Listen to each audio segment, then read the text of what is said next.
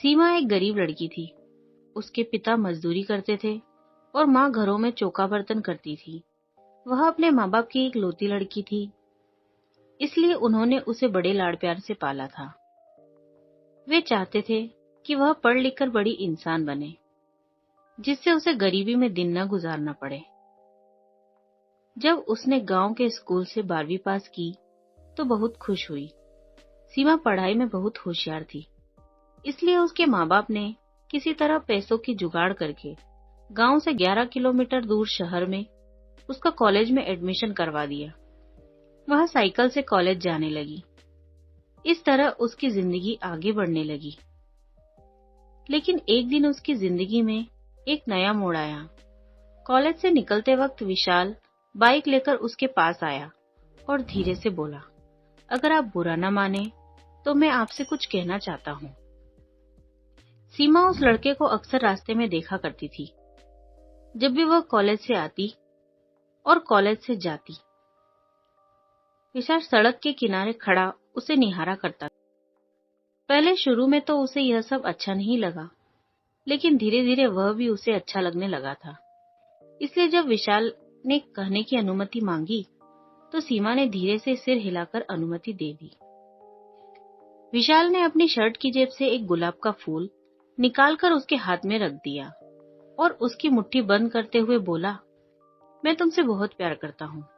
उठते बैठते सोते जागते हर समय बस तुम्हारे बारे में सोचा करता हूँ। मुझे कुछ भी अच्छा नहीं लगता।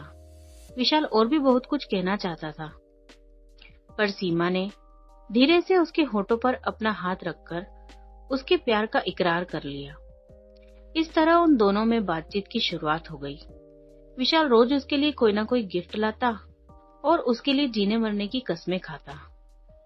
उसकी बातें सुनकर सीमा दीवानी हो जाती और ख्वाबों की दुनिया में खो जाती। एक दिन वह विशाल सीमा को अपनी बाइक पर घुमाने ले गया। दोनों नदी के किनारे पहुंचे और घास पर बैठकर बातें करने लगे। लेकिन विशाल की मंशा तो कुछ और थी। लेकिन प्यार में अंधी हो चुकी सीमा उसकी मंशा समझ न पाई और उसने अपने आप को विशाल के हवाले कर दिया। दोनों लोग एक दूसरे के प्यार में ऐसे खोए कि दो जिस्म एक जान हो गए। लेकिन न जाने कहां से वहां पर 3 लड़के आ गए। उन्हें देखकर सीमा हक्का बक्का रह गई और अपने कपड़े सही करने लगी। यह देखकर एक लड़का उसका हाथ पकड़ता हुआ बोला, इतनी भी क्या जल्दी है मेरी रानी, हम भी तो तुम्हारे दीवाने हैं, थोड़ा सा हमारा भी तो मनोरंजन कर दो। सीमा ने विशाल से मदद मांगी, मगर वह यह सब देखकर हंसता रहा। यह देख सीमा का हृदय धक्क से रह गया। यानी कि यह सब इसकी चाल थी। आगे सीमा कुछ सोच ही नहीं पाई, क्योंकि वे तीनों लड़के उसके शरीर पर भूखे भेड़िए की तरह टूट पड़े और अपनी हवस की आग बुझाते रहे। सीमा मदद के लिए चिल्लाती रही और वे उसे नोचते घसीटते चले।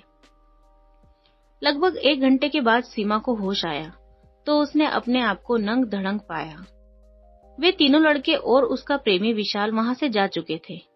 सीमा की आंखों के आगे अंधेरा छा रहा था। उसकी दुनिया अंधेरे से भर चुकी थी। उसे अपना जीवन समाप्त होता हुआ लग रहा था। वह सोचती रही कि क्यों उसने उस बेवफा लड़के की बातों पर एतबार किया, क्यों मैं उसके साथ यहाँ पर आई। अब मैं क्या मुंह लेकर अपने घर जाऊंगी, अपने माँ बाप को क्या बताऊंगी। मेरा ये हाल देखकर वे तो जीते जी मर जाएंगे। सीमा का गला बुरी तरह से सूख रहा था। वह किस तरह घसीटती हुई नदी के किनारे पहुंची। नदी का पानी कलकल करता हुआ तेजी से बह रहा था। सीमा ने एक बार फिर अपने मजबूर माँ बाप, अपने बेवफा प्रेमी के बारे में सोचा और फिर नदी में छलांग लगा दी। अगले ही पल वह नदी में डूबने के लिए उतरने लगी। लेकिन अब न तो वह किसी को अपनी जान बचाने के लिए पुकार रही थी और न ही बचने के लिए संघर्ष कर रही थी।